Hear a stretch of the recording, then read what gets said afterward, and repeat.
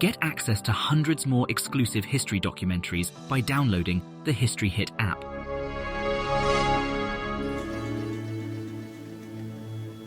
Once you've got an empire, what do you do with it? And what did it feel like to be part of it? Well, clues can often be found in very surprising places.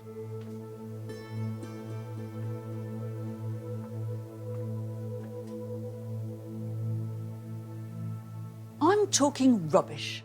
Ancient Roman rubbish. I'm in the middle of a Roman landfill site. Millions and millions of broken pots that once contained the fuel of the ancient city, olive oil. It's trash, but it's very valuable trash because it's through the leftovers of the Roman world, the bits and pieces and the junk, as much as the monuments and the treasures, that we can see how the Roman Empire works. What feeds it? What connects it? Who are the winners and who are the losers?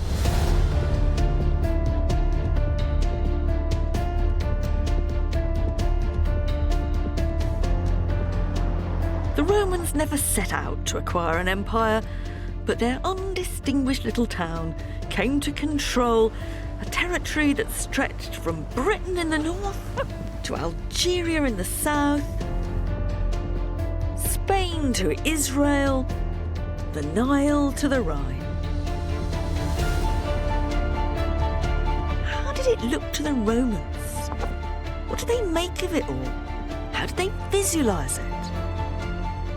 We tend to joke when we say all roads lead to Rome, but actually they did. And what about the conquered? What difference did it make to them? Just olives, olives and more damn olives. There were great fortunes for some, but at the expense of the many. This tombstone for me is a bit of a tearjerker. So just how did Rome transform the landscape of our world?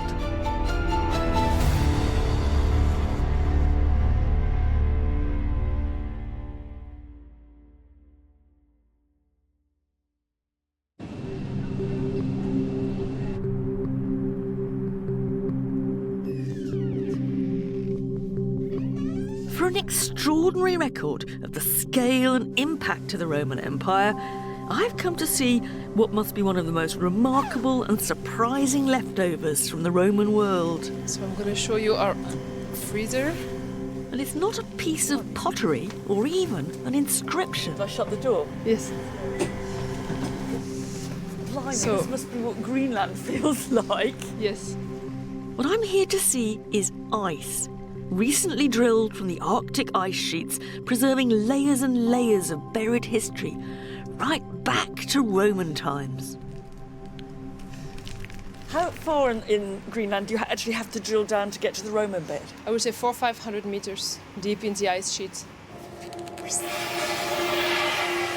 By analysing this ice, Celia Sappert and her team at Utrecht University have discovered some striking evidence about Rome's impact on the environment.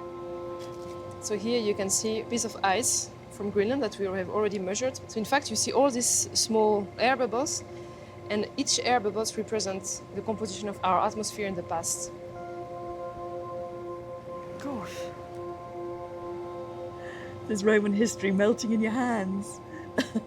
And what we do in fact is that we measure the greenhouse gases in those little bubbles, especially methane. That's our main interest. And we had a big surprise that around year one we had an increased level in this methane fingerprint, showing that higher level of biomass burning. So burning can be burning because of deforestation, burning because of all kind of other processes. And comparing our data with historical data, this peak was related to population growth and to the Roman Empire expansion.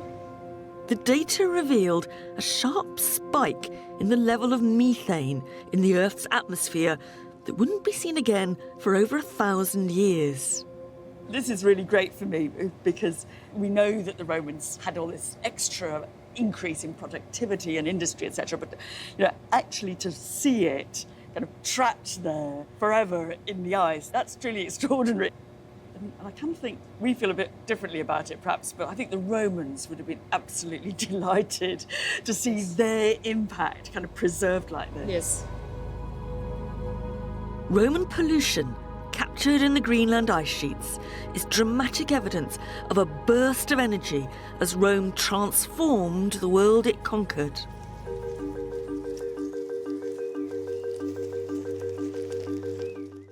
Discover the past with exclusive history documentaries from History Hit and uncover the secrets of some of the most famous people and events in history. History Hit brings you the stories that shaped the world through exclusive documentaries from the world's top historians. Travel with us to the bloody Battle of Stalingrad or uncover the lives of the people who called Pompeii home. We also aim to bring you the stories and legends that shaped our world through our award-winning podcast network. Sign up now for a free trial, and Timeline fans get 50% off their first 3 months. Just be sure to use the code TIMELINE at checkout.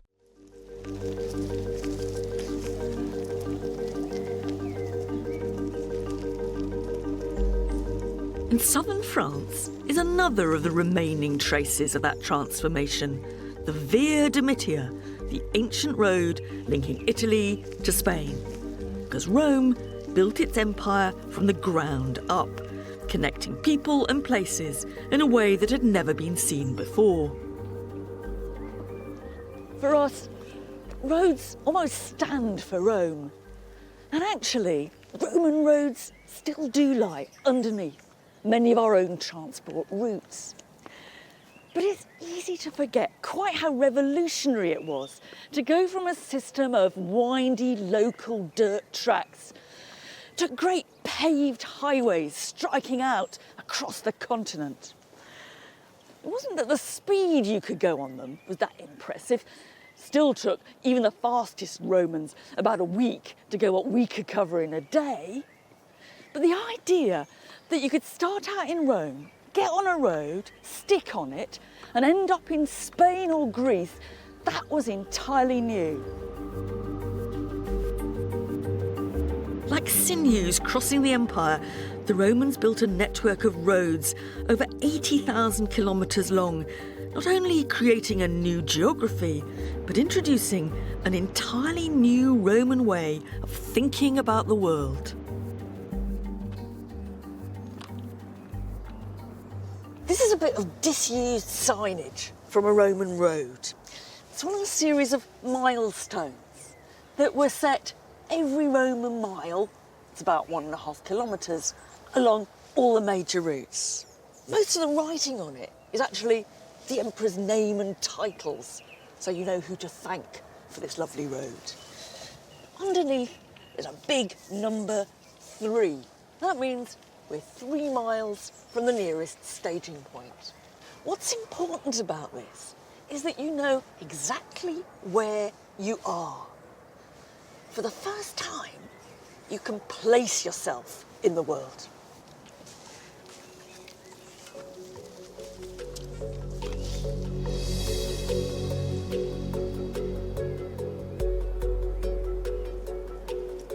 Of course, once you got off the beaten track, people in the countryside may hardly have noticed the arrival of Rome. Life would have gone on much as before. But where there were Roman roads, things changed, not necessarily for the better. It wouldn't have been fun finding a brand new superhighway going straight through your land.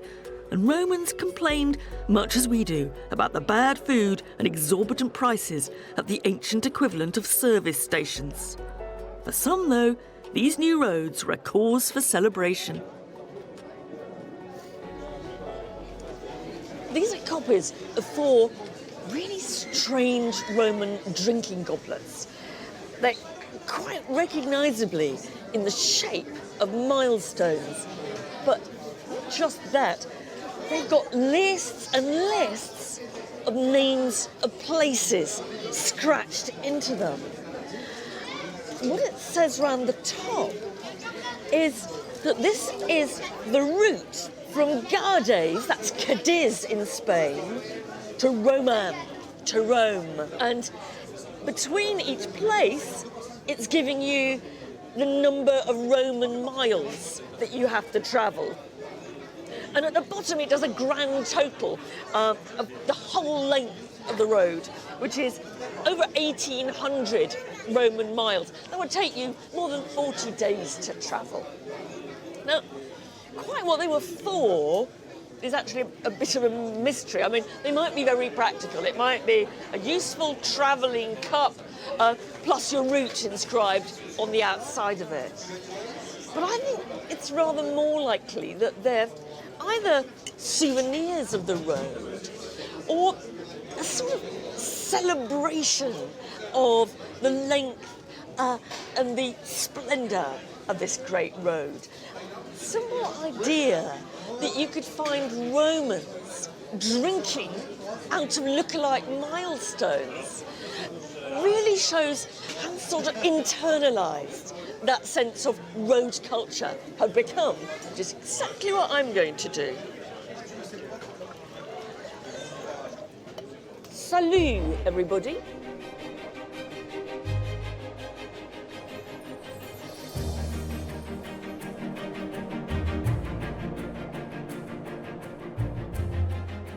The goblets also point to that other great marker of Roman presence on the landscape, towns. The Romans sponsored the greatest programme of urbanisation in history, and in Western Europe, their cities still often underlie our own. All over the empire, towns needed infrastructure. It's the old cliche about the Romans that they built roads and bridges, baths and drains, and aqueducts like this one. And they ploughed an awful lot of cash into it. This wasn't one of the longest or the most vital aqueducts in the Roman world. It channeled water just 15 kilometres from a mountain spring to the small Spanish town of Segovia. But all the same, it's hard not to feel impressed by the ingenuity of it and the sheer chutzpah of that series of arches. This is where even I get a bit gobsmacked by Roman engineering.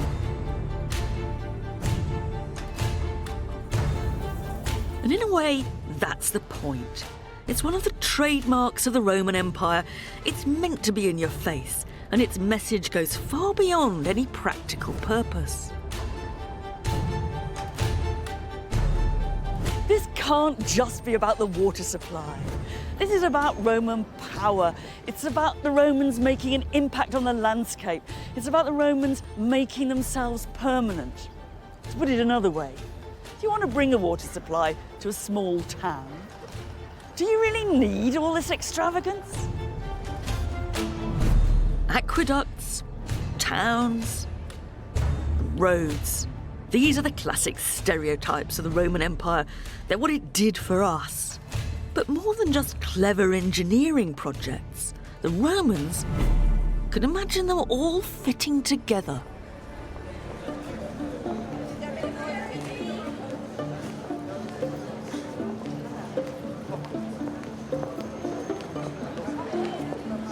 This is a map of the Roman Empire. Oh, Right. An ancient map. It's a medieval copy of an ancient map of the Empire. Oh, medieval. But it's copying a Roman map, which doesn't survive. This is the only Roman map of the empire we have. Or actually, it's a copy of a 13th century copy of an ancient Roman map. Why this is important is it gives us a glimpse of how the Romans pictured their own empire. Some of that's pretty obvious. You've got Rome right in the middle. And leading out from it, you can see the roads. There's some familiar names. There's Naples or Neapolis. And there's Pompeii. And that rather squashed island there, that's Sicily. But then you move further and further east, past Crete here. But my favourite bit, I think, is the Nile Delta, with the city of Alexandria and its lighthouse here, and then all the little rivers and tributaries in the delta there. In some ways, this looks like a very mad representation of the world. It's all terribly squashed and it's not arranged north-south. But it's making more important points than that. It's saying that Rome is at the very centre And what's important about the empire is its cities, its towns, and its roads. We tend to joke when we say all roads lead to Rome, but actually they did, and they led away from Rome too. What the Romans are telling us is that theirs is a joined-up world.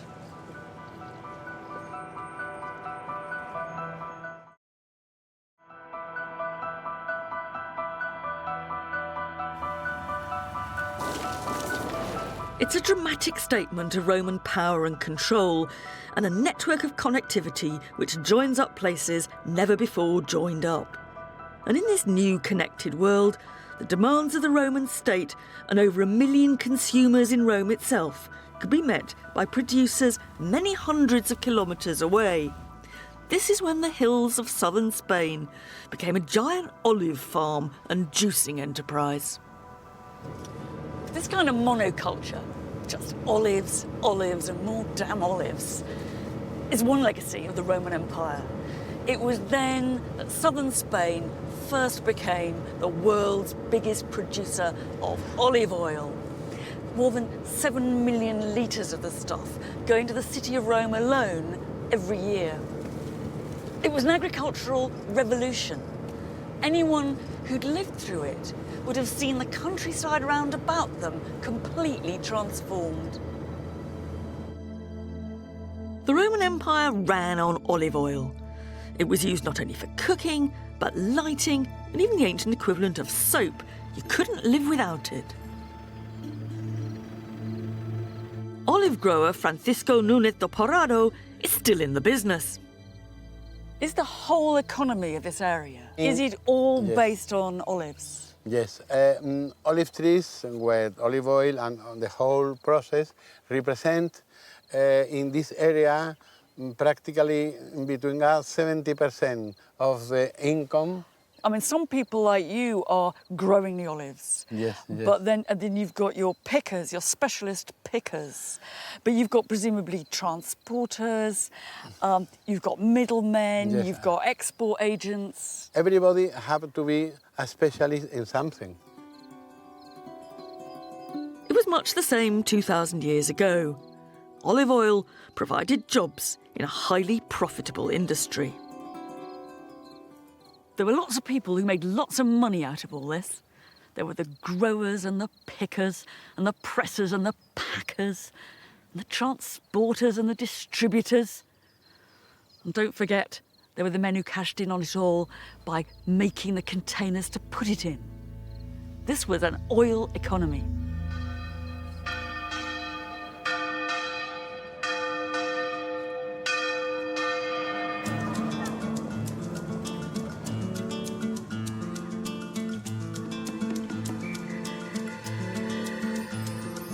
Shipping 7 million litres of olive oil to Rome and the wider empire each year required more than just trees and presses.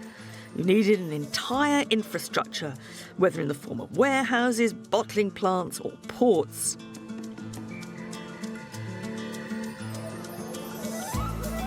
One of the main transport hubs and distribution centres was a place the Romans called Hispalis and we call Seville. Built into the fabric of the modern city, unnoticed by most passers-by today, is an introduction to one of the Roman officials whose job it was to make sure the precious oil reached its final destination. This is a plaque put up in honour of a man called Sextus Iulius Possessor. And it's ended up, I'm afraid, in an extremely inconvenient place. Really what it is a description of Possessor's whole career. First of all, he seems to be stationed in Italy itself, looking after the incoming supply of oil from both Africa and Spain. But then he moves out to Seville to a job which is described as procurator, somebody who's in charge of the Ripam Baitis, the riverbank of the River Baitis, an interesting case of how Roman imperial administration works. They never have very many people on the ground, but they do get men into place in key areas. And here we've got Possessor, I think, as a safe pair of hands in Seville, making sure that nothing goes wrong with the supply of oil to Rome from this end. Of course, ultimately, this was all for the benefit of Rome. But a more complex exchange was taking place too. As olive oil flowed to Rome, money flowed into Spain. And there's evidence in the branding stamped into the oil jars themselves that this new wealth allowed some people access into the politics of Rome itself. This is a particularly tantalising example because the stamp here reads very clearly Port, P-A-H. That's port short for portus, or probably river warehouse, of someone called P-A-H. And one thing we know is that the father of the Emperor Hadrian had those initials, Publius Aelius Hadrianus. So it's possible that this handle is telling us something about the source of the wealth of Hadrian's family in the oil fields of Spain, and that it's telling us something about the commercial profits that underpinned the power structure of the Roman Empire. Whether this was really where he'd made his money or not, we know that Hadrian, the man on the Roman throne for 20 years in the 2nd century AD, came from Spain. It's a reflection of just how joined up the empire had become. And it's not surprising that Hadrian bankrolled big building schemes here. This is what's left of the town of Italica, where the Emperor Hadrian's family came from. They weren't native Spanish, they were Roman settlers from way back, but they obviously thought of Spain as their home. Hadrian ploughed an awful lot of cash into his hometown. A tremendous showing off, and to be honest, all a bit out of proportion. One of the biggest things he did was put up this huge amphitheatre. It would have accommodated 25,000 people. Now, to put that in context, the Colosseum in Rome accommodates about 50,000 or so. So you've got a small town amphitheatre in Roman Spain with half the seating of the Colosseum. Or, to put it another way, the population of Little Italica was only something like 8,000 people in all. To me, that sounds a bit like a plutocratic benefactor giving little Cambridge United a stadium half the size of Wembley. It is a little bit absurd.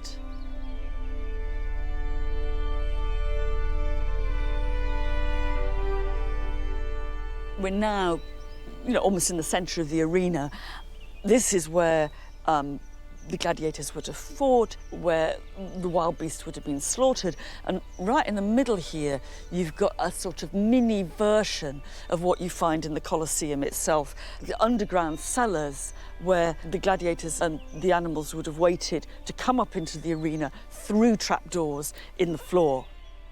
It's very easy to get a rather overblown view of the brutality and the extravagance of gladiatorial and animal spectacle. My guess is that you didn't see gladiators here very often. You certainly didn't see very many exotic wild beasts. They did put on performances, perhaps once a year, on Hadrian's birthday, be my guess. Because the real point of this monument was not actually entertainment for the locals of whatever sort. The real point of this monument was to stamp the image of Hadrian on his native city. And what Hadrian's Italica really shows is something of the wider process by which Rome remodelled the world in its own image. In Spain and elsewhere, Rome established itself for good, not just in bricks and mortar, but in institutions and laws which defined a specifically Roman urban way of life.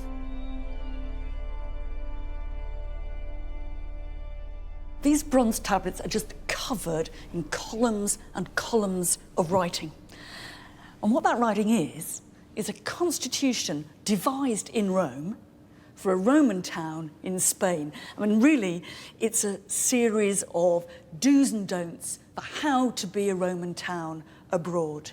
Here's one about what the local officials called the aediles should do. Now, they're supposed every year to put on some nice plays in the city, ludi skyniki. They have to pay no less than 2,000 sesterces, that's twice a soldier's pay, from their own money, de sua pecunia, and they might just get a grant of 1,000 sesterces from public funds if they do that. So here we got our generous local officials obliged to give us a theatrical display. Everything from seating arrangements at public events to the speaking time allotted to accusers and defendants at trial are outlined in this document, and many have a familiar feel. There's a great bit here which is about, well, in our terms, it's about electoral expenses. It says, if you are standing for office, if you're a candidatus, what you mustn't do is lavish expensive meals on people in order to encourage them to vote for you. Although it is allowed to give 9 people a meal on one day, but no more than that. After that, it's bribery. That's the kind of level of micromanagement that the Romans are trying to impose. From roads to aqueducts, civil servants to public performances. In this kind of empire building, cash was as important as armies. And in the ancient world, if you needed cash, you had to dig for it. Southern Spain wasn't entirely olives. There were plenty of riches in the form of silver to be unearthed here too. Ex-miner and local archaeologist Saturnino Aguera is taking me to see evidence of the Roman operations here. 2,000 years ago, this would have been an industrial landscape heaving with people. One Roman who actually visited reckoned that there were 40,000 men working for the mines in this area.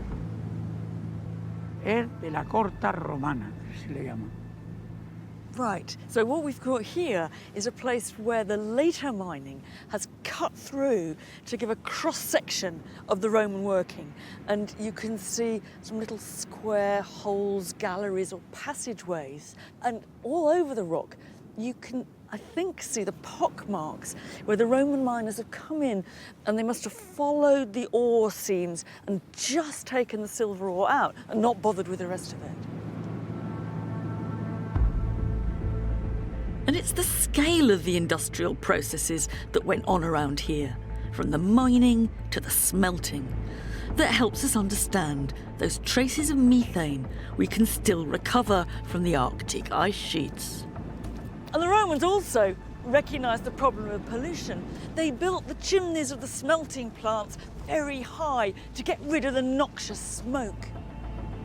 It was a terribly exploitative system of resources, of landscape, and of people. But there were also vast profits to be made too. There are people who came here from Italy in search of their fortune. I mean, in a way, this was a bit like the gold rush, or Spain, in a sort of way, was Rome's El Dorado. The first silver entrepreneurs took full advantage of a ruthless system in which profit was the sole consideration. The organisation of the Spanish mines was a mixture of public enterprise and private enterprise. The Roman state owned most of them, but didn't have the infrastructure to manage them. So it sold the franchise to a range of private companies. They called them publicani. In our terms, that's public service providers. The dangers of that are obvious. The state gets the basic minimum. The only incentive for the private companies is to maximise their profits. And the people who pay the price are the poor guys down there.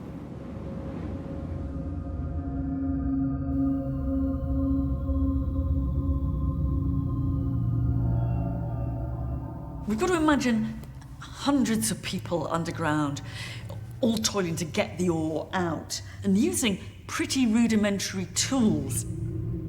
This is a Roman pick, and you have to imagine that there's a wooden handle here, and you're picking at the surface of the rock like that.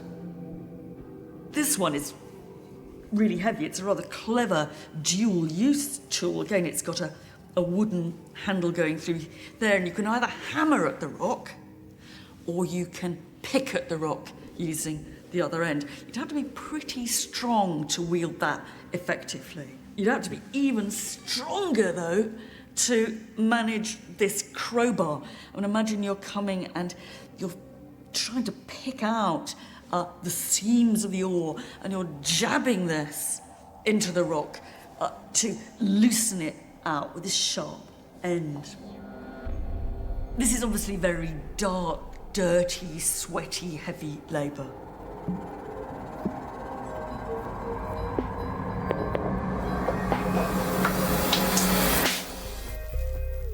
And it's a reminder that beneath the surface of this sparkling new empire, there were the silent underclasses, keeping the wheels in motion. This tombstone for me is a bit of a tearjerker. We read about Roman children being used in the mines as workers, but here we actually seem to meet one. He's a little boy called Quintus Archulus, and he lived to be just 4 years old. There he is. He's got a little tunic on. He's got a pick in one hand and a basket in the other. He's all set for work in the mine. We don't actually know that that's where he died, although many children must have. What we do know is that it is as a miner that he's being remembered.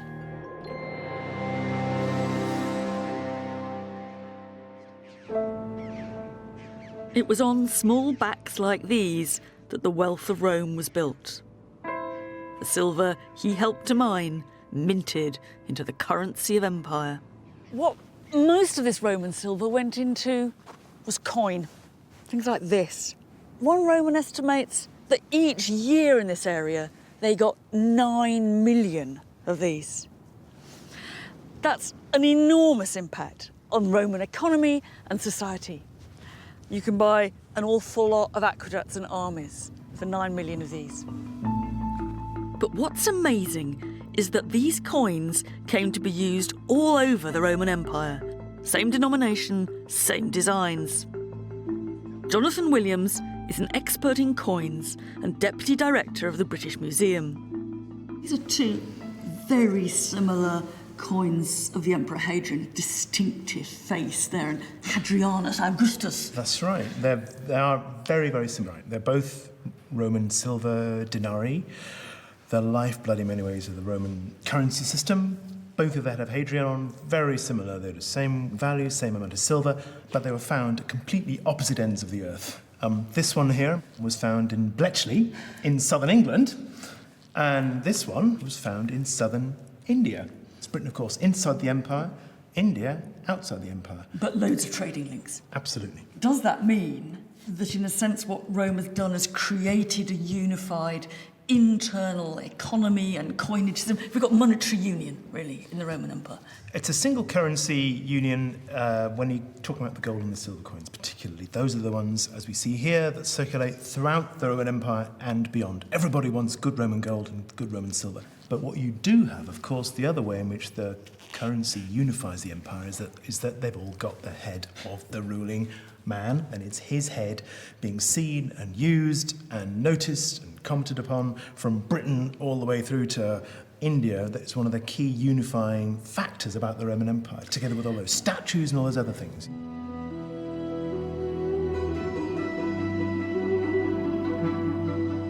From its Spanish mines, Rome maintained a constant flow of hard cash, trickling down to contractors, soldiers, and traders across the Roman world, who could hardly have forgotten that all this wealth was tied to Roman power. In return, Rome became the focal point for all the empire had to offer, drawing in taxes, talent and the raw materials to build the imperial city we know today. And one of the highlights, still standing in all its glory, is the Pantheon. For many Romans walking past this building, the most striking thing about it would have been the columns holding up the porch. We tend not to pay them very much attention, and if we do notice them, we really don't know how to read them. But they're actually one of the loudest boasts you could make about imperial power. That's partly because they're monoliths. They're carved out of a single piece of stone, and just think how difficult that would be to do without them breaking or cracking. But it's also the material itself. They all come from quarries deep in a province 3,000 kilometres away from here, Egypt. They've been loaded onto camels and donkeys, dragged across the desert, put onto ships in the Nile, taken to the Mediterranean, across the sea, to stand here. It's an extraordinary statement about the resources of empire and about the ability of the Emperor Hadrian, who put this building up, to control those resources. In a sense, the stone is the message.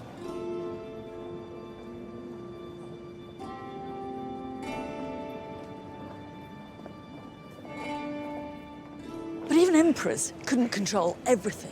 If you look hard at the building, you'll see some awkward mismatches, some odd misalignments, which make it look as if the architects had been expecting columns a few metres taller and had to make some last-minute adjustments when smaller ones arrived.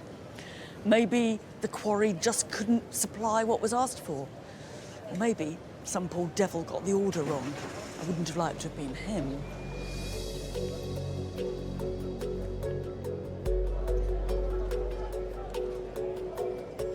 For me, the Pantheon reflects how the empire changed Rome just as much as Rome changed the empire. The capital was where stuff from all over the Roman world was on display and on sale. And at the centre of this world was the Mediterranean itself, Rome's internal sea.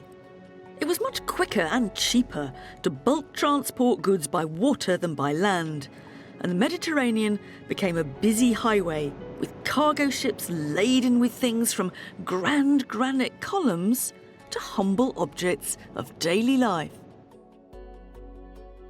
Everywhere you went in the Roman Empire, you'd have found people eating and drinking out of shiny red pots like this.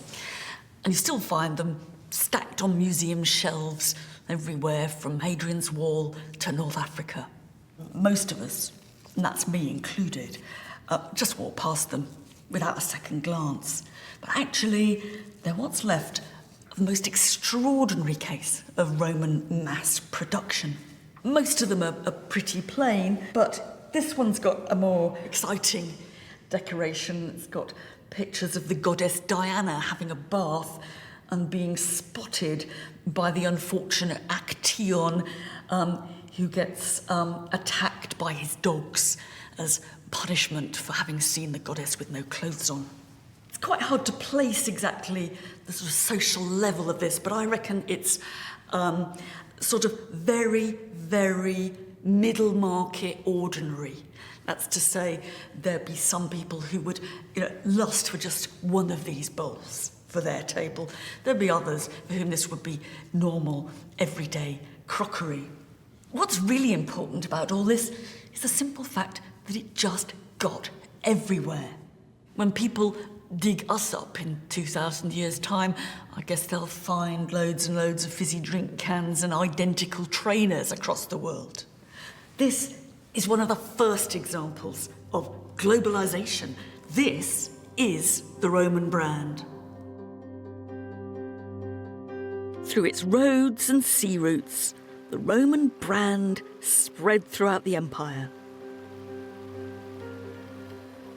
This wasn't only the movement of goods, but people too.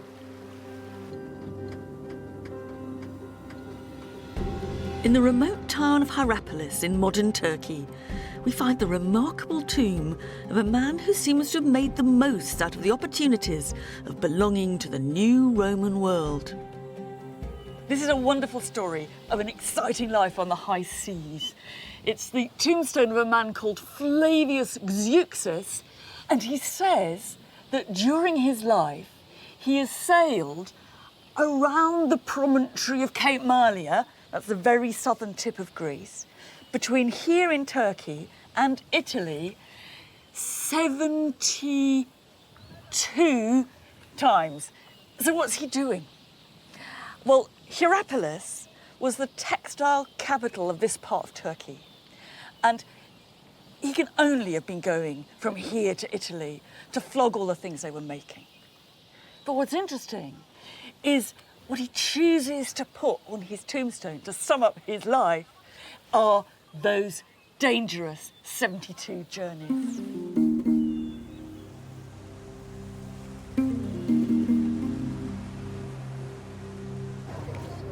Zeuxis must have been unusually successful, or he wouldn't have bragged on his tomb. But for someone like him, the Roman Empire made the world simultaneously bigger and smaller. Bigger because of the expanded horizons and the distant markets now open to those who dared. Smaller because of the network of connectivity that enabled people and goods to get around the world more easily than ever before. And a key part of that distribution were the ports, nerve centres of Roman trade and commerce. One of the cities that flourished in the commercial world of the Roman Empire was Ephesus, which became a hub of import and export. It had once been an old, famous Greek town, going back centuries, but it was transformed by the Romans. Everything we now see here is the result of Roman investment. And the reason it was so important in the Roman world is simple. It's harbour. Imperial trade needs more than ships and merchants. It needs well-functioning harbours.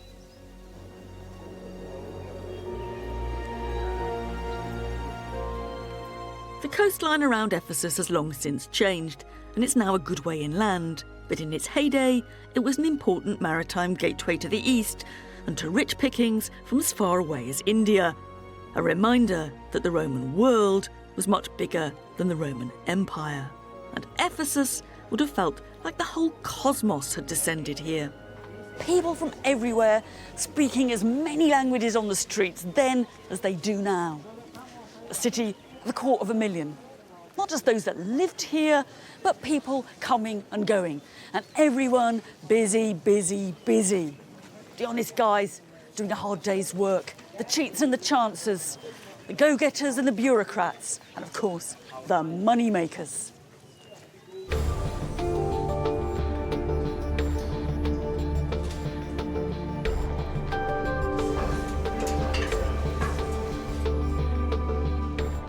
If you could afford a pad in the heart of Ephesus, then the chances are you'd profited from the constant flow of goods through the harbour. These are upmarket houses for those who'd made it. This is all amazing, but it's also quite confusing. There's a series of houses, one above the other, running up the hillside, and they're partly interlocking, so it's quite hard to tell where one house stops and the next one starts. But what is clear is that there was a luxurious lifestyle going on here, that some people in Ephesus, including the owners of these properties, were doing very nicely, thank you. And it makes the point that the benefits of empire did not only flow to the imperial palace or to people in Rome itself. The homes of the Ephesus elite were evidently pretty flashy. No expense spared.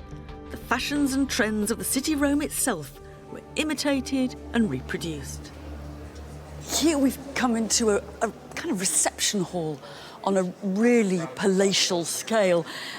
Also, it must all have been faced with marble right the way round, and you can see the columns of marble on the side, and there'll be panels in between. And this is where somebody big entertained and displayed his wealth and power. This is, almost imperial scale. It must have been pretty terrifying, I think, to be a guest at this house. And I'm standing on a modern walkway that you can see there must have been a great big door, and there's big door fixings on either side. You have to imagine that you would have had the door opened for you into this, and there the big man would be ready to greet and possibly humiliate you.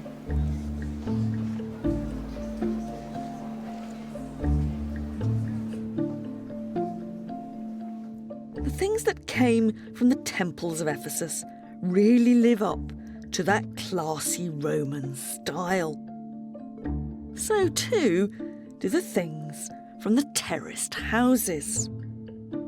One of the highlights are some exquisite, if to my taste slightly militaristic, ivory plaques showing the emperor on campaign. But across the board, the finds here really are top of the range, the best that money could buy.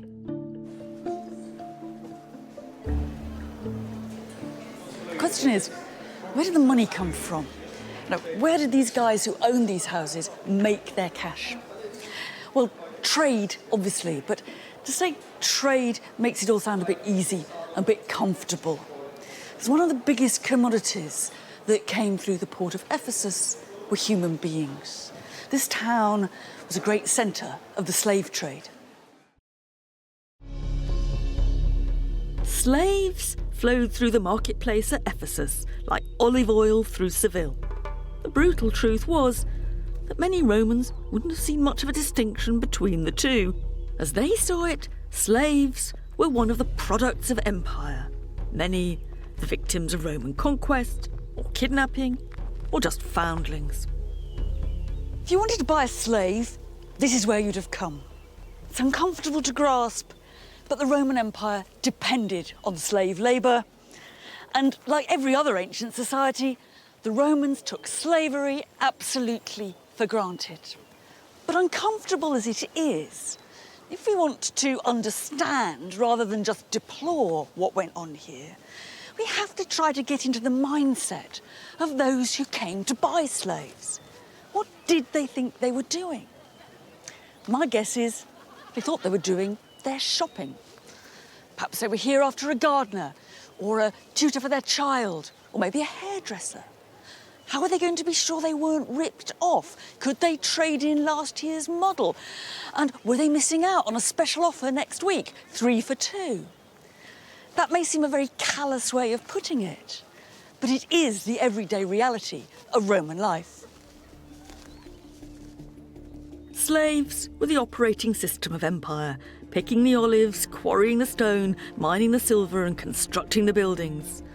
They weren't just a perk for the rich. Quite ordinary craftsmen or small farmers could have afforded at least one. But if you were the emperor, it would have been thousands.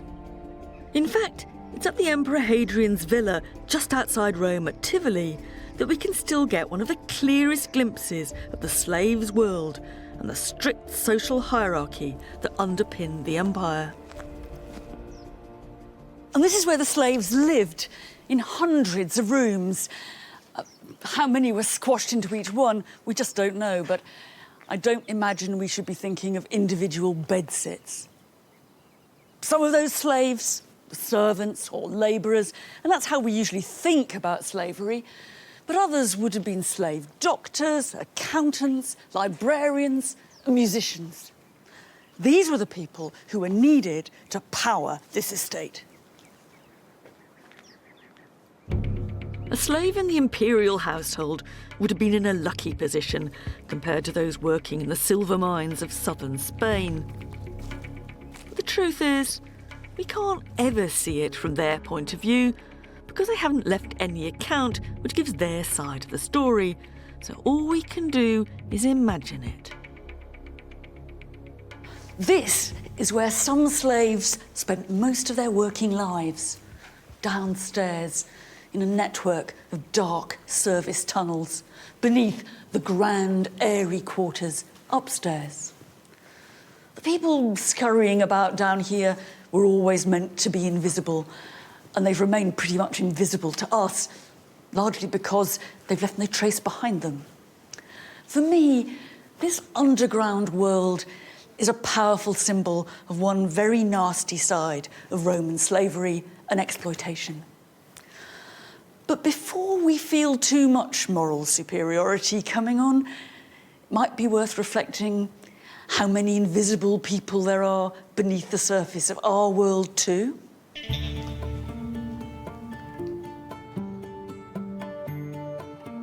This was the empire that Hadrian kept hidden, a labyrinth of tunnels separating the underclasses from the elite who inhabited the luxurious buildings above. This was the empire that Hadrian wanted to present to the world, and it was built very deliberately to do just that.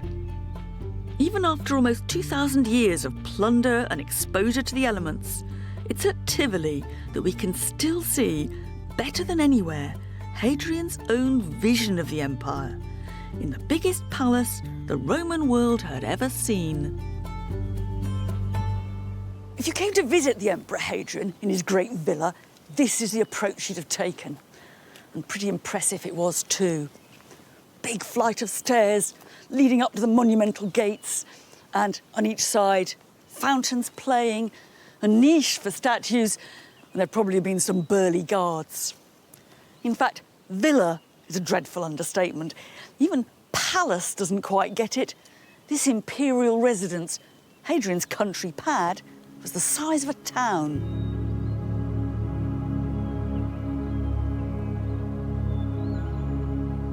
Once you'd passed security and got your foot in the door, the sheer scale of the place and the luxury would have been dazzling. The baths, the libraries, the miniature theatres. Not that you'd have found Hadrian here, very much though. More than any other Roman ruler, he was off for years, touring his empire. Hadrian was always getting on the back of his horse going somewhere. He was one of the greatest tourists of the Roman world, and half of his 20-year reign he spent on the road. What he saw, the monuments, the temples, the exotic highlights of the provinces, he reproduced, replicated and copied at Tivoli. The organisation it would have taken to construct this place is almost unimaginable. The builders themselves were only a part of it. There were the people who sourced the material, who placed the orders, the architects, the accountants and clerks, and the dinner ladies who catered for the whole team. I don't know if anybody's ever actually counted the total number of bricks in Hadrian's villa. But this really is building as a military operation. Those bricks now do make it all look a bit naked, but remember, it was originally covered with slabs of marble and works of art.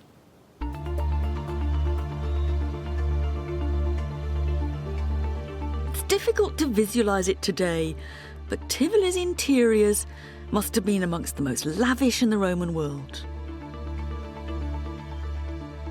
Just a few broken pieces of marble have been unearthed, giving us a snapshot of what it might have looked like. Conservationist Barbara Caponera has the tricky task of trying to put the jigsaw back together. Sometimes you can get to see what covered those bare brick walls. And this is an amazing image of a horse and a charioteer or his rider. There's the horse's tail here and his leg there. It's all made on the kind of same principle as a mosaic, but with larger pieces. So this is marble, and the horseman's belt is made out of blue glass. And it was surrounded by a frame, so it's kind of like a painting on the wall. These marbles have been brought in from all over the empire. The horse's body is a rich yellow marble that we know comes from Tunisia. And one of these other fragments here is a great green marble that was from Greece, actually in the area around Sparta.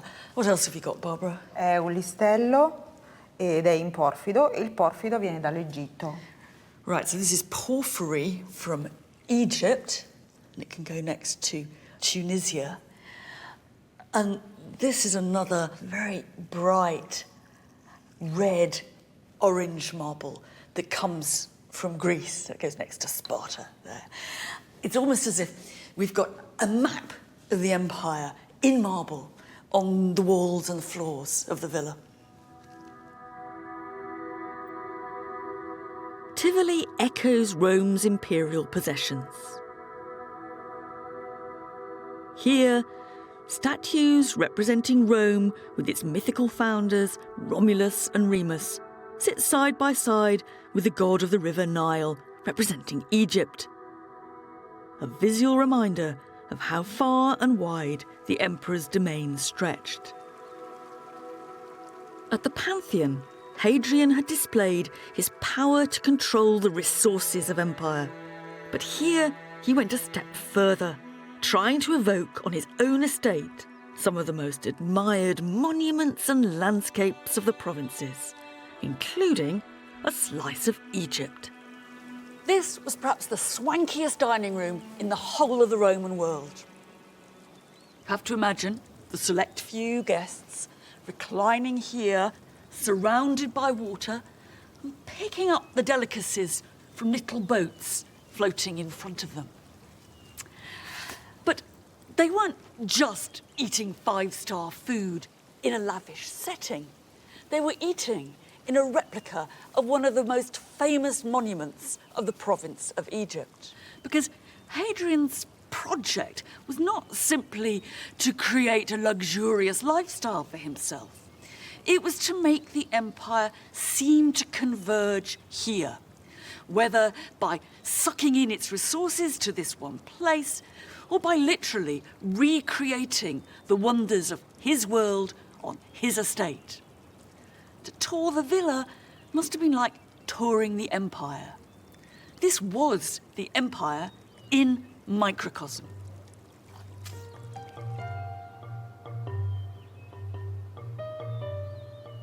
In its ambition, Tivoli captures the essence of an empire that brought together places and people as never before. Along its roads, in its busy cities and ports, the inhabitants of the Roman Empire experience deep changes which still affect the world around us. Revolutions in engineering, trade and agriculture. These offered new opportunities and riches for some, and matching inequality for others. It's always easier to find the winners than the losers. The destitute, the exploited, the underdogs have left very little behind them. The profiteers of Ephesus, the oil barons of Spain, and the entrepreneurs of the seas have left the traces of their success stories, whether in the shape of broken bits of pottery or great grand columns. But one thing's for sure, winners and losers lived in a new world. Hadrian's villa at Tivoli offers an idealised and, to be honest, rather sanitised vision of the Roman Empire. An ordered world with established hierarchies and everything in its place. And here, obviously, under the command of one man. The reality, of course, was more fluid, more fractured and messy. But this is the emperor's frozen vision of how the Roman world was and should be.